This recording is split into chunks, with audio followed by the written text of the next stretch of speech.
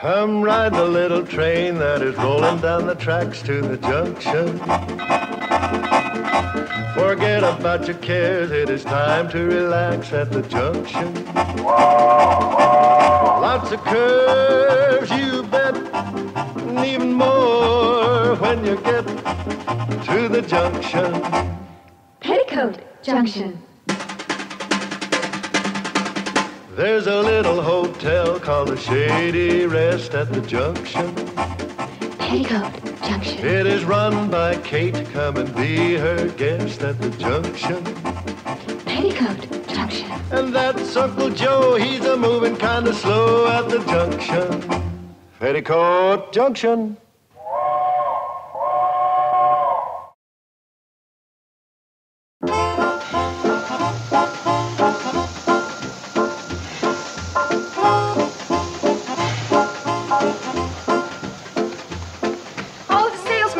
Charlie, and still no sign of Mr. Bedloe.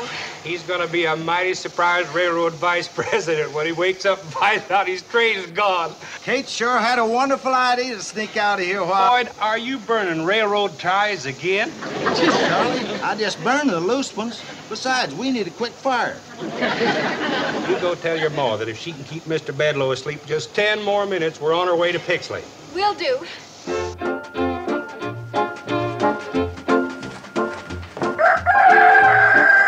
You wake up Mr. Bedloe.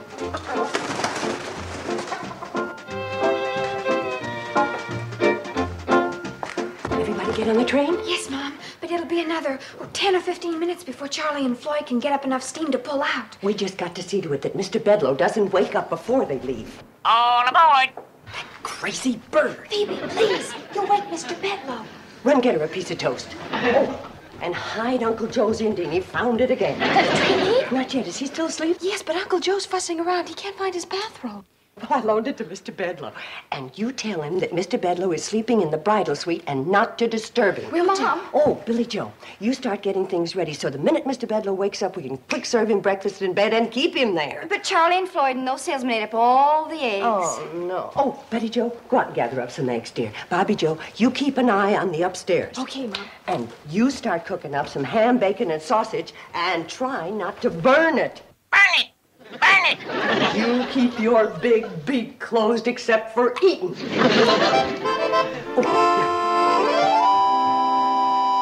do you mean, Mr. Bedloe sleeping in the bridal suite? You ought to be sleeping in the barn, and I want my bathrobe back. There's Uncle Joe. Mother says he's not to be disturbed. We'll see about that. Kate! Shh, wake him. What's got into Kate? City feller comes in here, shuts down the railroad, fires everybody, ruins the hotel, and she gives him the best room in the place. Kate! Shh, you're gonna wake Mr. Bedloe. That chance. Buried 3 feet deep in the softest feather bed in the hotel. Kate! Uncle Joe, please, you'll wake Mr. Bedloe. See, I want to ask you a question. I've got to take these to the kitchen there for his breakfast. That's crazy, that's what it is. Feller deserves to be horsewhipped, and she treats him like royalty. Kate! Wake Mr. Bedloe. Now, Kate, listen. Quiet. You wake Mr. Bedloe. Well, at least you got an excuse to act like a bird brain. Put these flowers in a nice, pretty vase. They're for Mr. Bedloe's breakfast tray. You mean he's getting breakfast in bed? As soon as he wakes up. I ain't a hearing right. I can't be. Didn't he sit right here at this table last night and say he was shutting down the railroad? Yes. And won't that shut down the hotel? Yes. Well, then what in the name of blue thunderation? Mr. Bedloe's awake. He left his eggnog tray outside the door. Eggnog tray? Well, we served him hot eggnog last night about midnight. To get him to sleep. Now, you go help your sisters get Mr. Bedloe's breakfast up to him. I don't want him having to come down to eat. Oh, okay. Now, Uncle Joe, you sit down there and I'll explain all this. What is there to explain? Mean city feller comes out here and wrecks our lives, so naturally we give him the biggest, softest bed in the place. Eggnog at midnight, breakfast carried to him in the bridal suite like he was a groom, and then you... Kate, you didn't... What? You didn't marry that viper, did you? No. We're ready, Mom. Oh.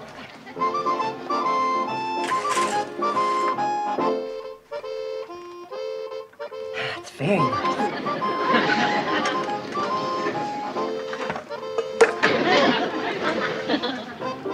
Ham?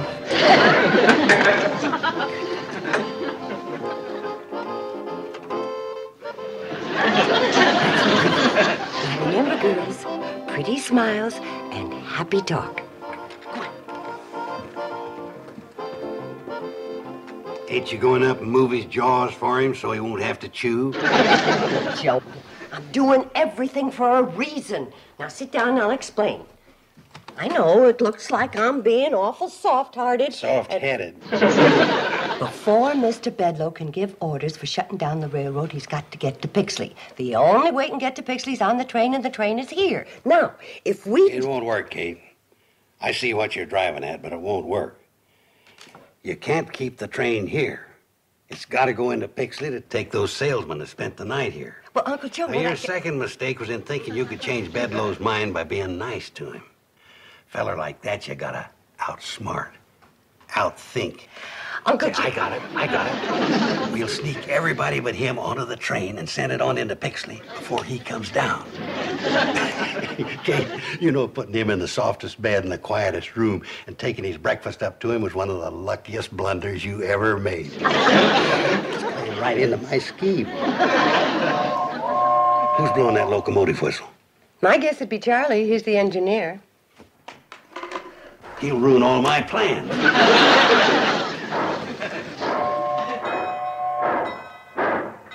The darn fool's pulling out. We won't have time to wake the salesman. Well, they're on the train, Uncle Joe. How come? Well, I woke him up early. Kate, this is your morning for lucky blunders. Mom, it worked. We heard the train pull out. And now Mr. Bedloe can't go into Pixley. Your idea was brilliant, Mom. I knew it would work. Oh, well... wait a minute, girls. In all fairness, Uncle Joe had the same idea. That's true, girl. It's just that your mother got up first and beat me to it.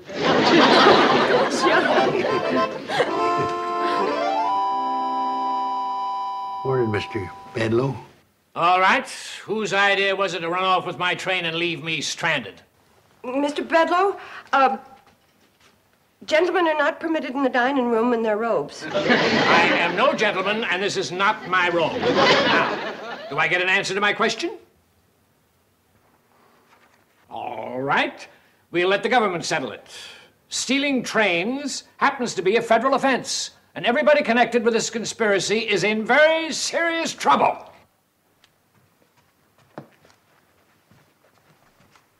I hope this teaches you a lesson, Kate. Next time you get one of your crazy ideas, check it over with me first. I could have told you this would never work. Hey. What? Somebody's hid my Indian again.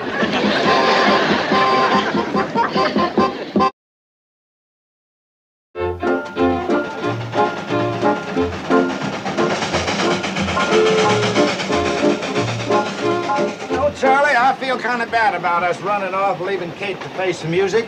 Well, if it was anybody else but Kate, I'd be mighty worried. But that's one woman in a million.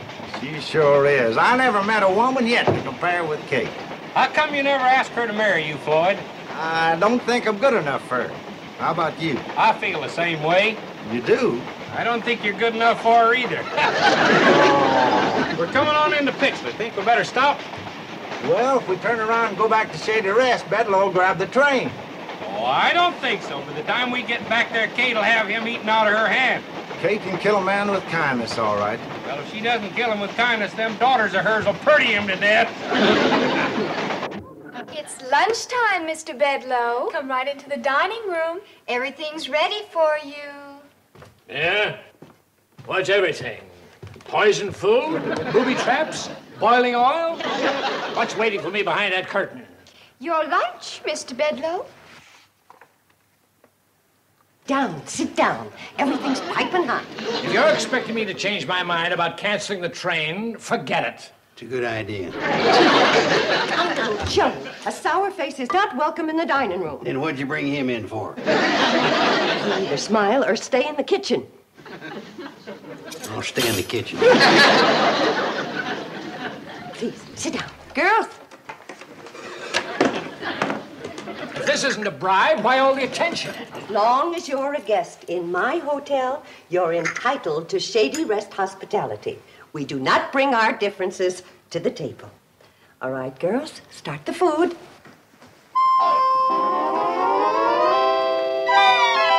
More coffee? More pie, Mr. Bedloe. More cake? How about some more homemade ice cream? This time, try my hot fudge on a sundae instead of strawberries and peaches. Oh, please, no more. I've never had such a meal in all my life. Oh, go on. I'll bet your wife cooks a better meal than this every day. Some women don't care about cooking. They're meant to just sit around and look beautiful. Now, don't tell me your wife isn't beautiful. She'd have to be to catch a successful, good-looking man like you. Oh, yes, let's go into the lobby where you can relax and listen to the entertainment. Entertainment? Just a little singing to settle the food. Nothing like music after a meal. What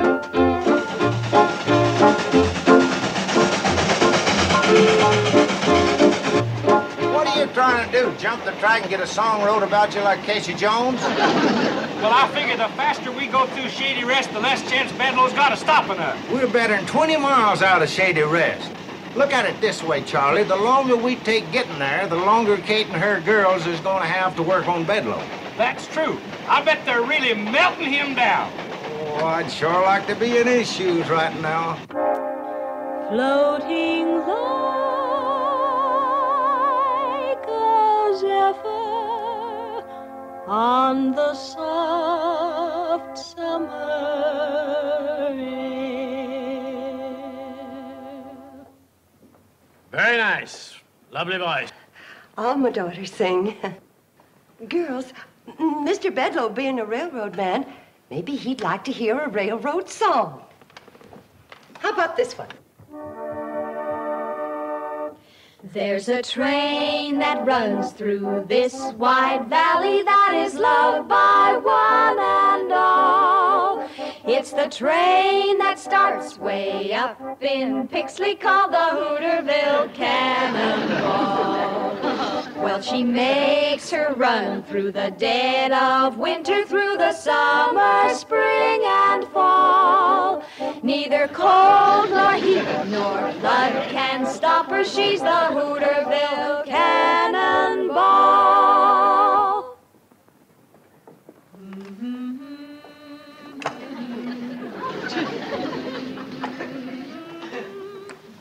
Yes, Mr. Bedloe. The folks in this valley depend on that train. It hauls the farmers' crops to market. It takes their children to school. It brings their supplies from town. And on Sunday, it makes a special trip just to take folks to church. When my 3 babies were born, who came screaming through the night to bring the doctor to my side? The Hooterville Cannonball. Her whistle speaks a language we all understand. To the children, it's a lullaby. To the young folks, a song of love. And to the old, a hymn of comfort. Mr. Bedloe, the folks in this valley haven't got much money. But as long as that little train runs, they'll never be poor. That's the Hooterville Cannonball.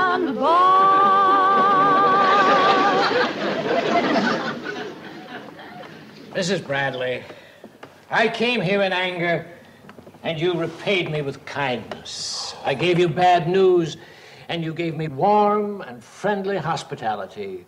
You and your lovely daughters have taken the time and the trouble to explain what the Hooterville Cannonball means to you and your neighbors.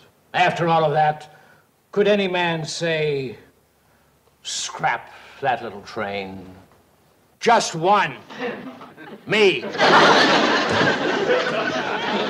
The minute it gets back from Pixley.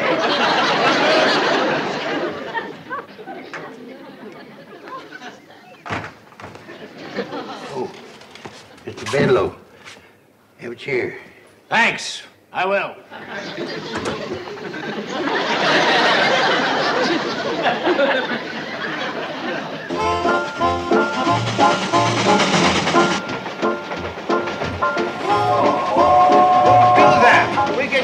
to Shady Rest and you'll tip off Bedloe we're coming.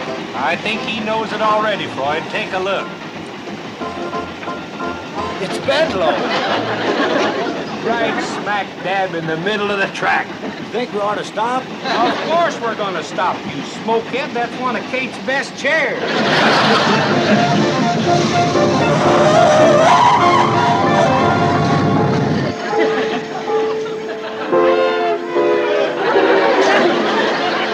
Mr. Bedloe, listen to me. I got something to tell you. Please.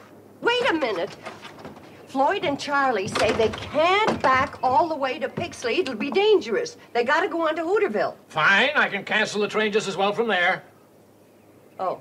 Mr. Bedloe, why are you so dead set on not letting this train run? It's bad business. Doesn't make any money. But it doesn't lose any. Floyd and Charlie are on pensions anyway, and they get their wood and water free. Mrs. Bradley, this train is the legal property of the C&FW Railroad, and we are legally responsible for everything that happens to it. If it runs off the track, if it hurts somebody, if it hits a cow, we're responsible. We can be sued. Well, Floyd and Charlie have hit lots of things. Nobody's ever sued. But they could. No, I'm sorry, Mrs. Bradley, but running this branch line just plain doesn't make sense.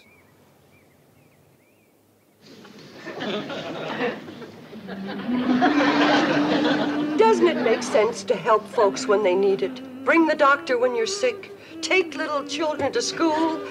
Forget it. It won't work. You go up there and tell those two clowns in the locomotive they got 60 seconds to get this thing rolling or I'll cut off their pensions. Guess you win, Mr. Bedloe. I always do, Mrs. Bradley.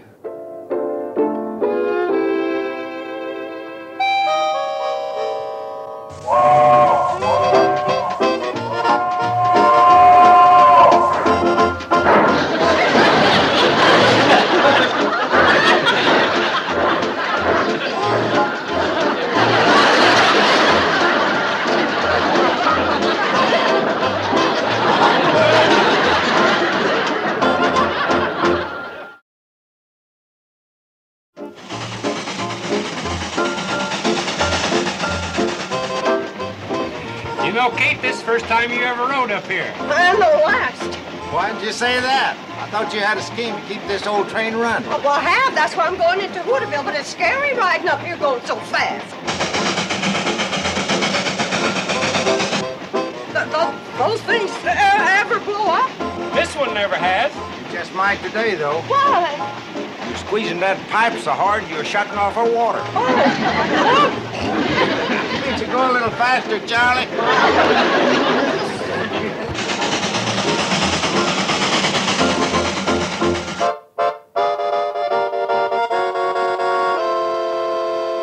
Hey, I suppose you think that was pretty smart, my sitting in that coach while the engine went to Hooterville. No, I thought it was kind of stupid myself. I ought to knock you over that railing. You shouldn't have said that, Bedloe. No? Why not? Because it scared me. Wait a second. Sit down. Okay. That stupid train the only way to get to Hooterville? No, There's another way. that's right. You mean somebody can take me? Yeah. I can take you. Now listen, old-timer. I didn't mean to yell at you. I know you're not in this with these other people. I can see you're an intelligent man. You can? Now, I'm willing to pay you. No, I didn't ask for any money. I know you didn't. I'm forcing it on you. Now, come on, let's get going.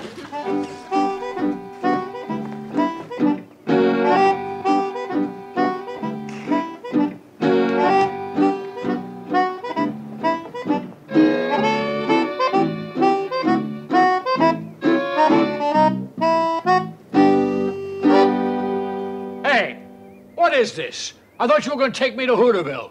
I am. We'll never get there before tomorrow if you don't walk faster. Walk? No way you can get there outside the train. Well, why didn't you tell me? You didn't ask me. Let me have my money back.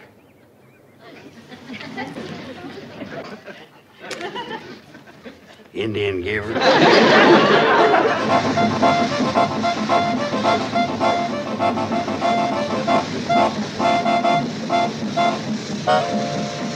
Hiya, boys. Hi, Sam. Kate. Oh, listen. Sam, I need your help. If we don't do something, Charlie and Floyd are going to lose their train. Well, I hate to tell you this, but they've already lost part of it. I don't mean that. Boys, you go on down and turn around and pick us up on the way back.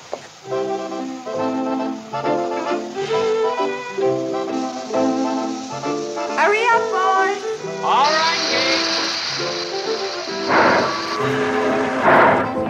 Are you still a deputy sheriff? I never was a deputy sheriff. I was marshal at the 4th of July parade once. That's close enough. Come on. Well, what's this all about, Kate? Come on, I'll explain. Don't worry, girls. I'll handle Bedloe. You know, fighting the railroad's a man's job. Hey, everybody. Mr. Bedloe got away. He's on his way to Hooterville. Oh, no. He found that old hand car and got it on the track.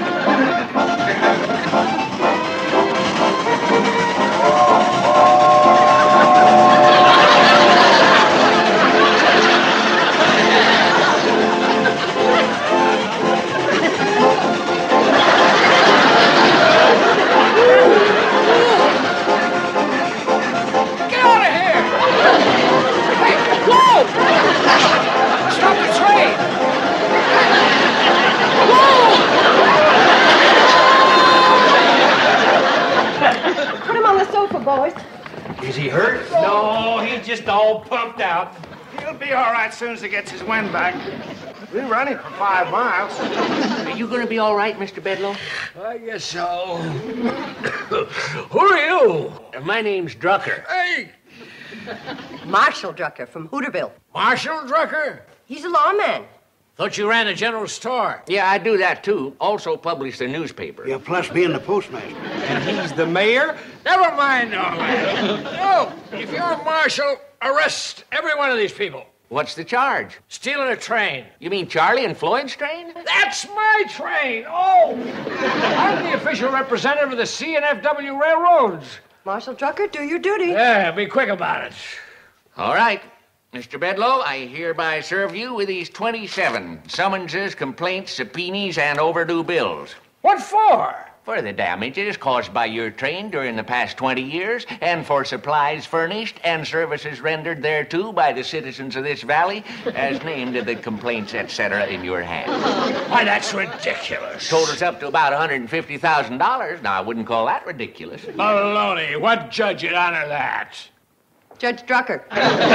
You! I'll demand a jury trial. Well, I don't think you could find 12 men around here that ain't in that bunch of complainers. Judge Drucker, isn't there some way that this thing can be settled out of court? What do you mean out of court? I got him right where I want him. Uncle Joe, please. Well, now, I'll tell you, Kate.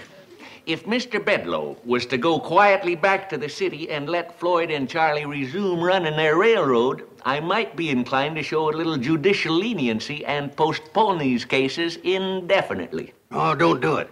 Let's have a big trial. Lots of people. Be good for business. Well, Mr. Bedloe, what do you say? What can I say? You got me over a barrel. Well, come on, I'll back you into Hooterville. It won't be as fast as that hand car, but a heap less time.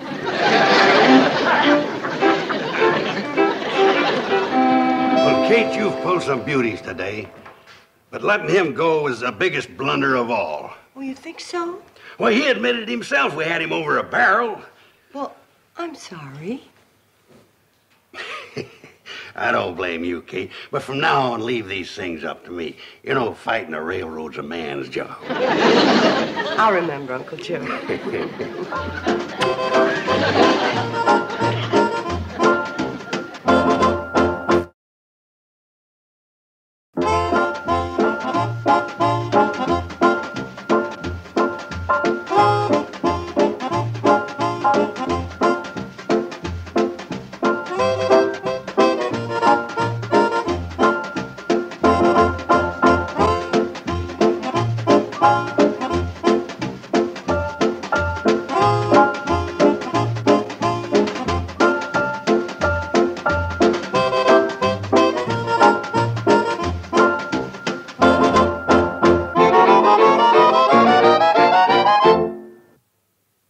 This has been a Filmways presentation.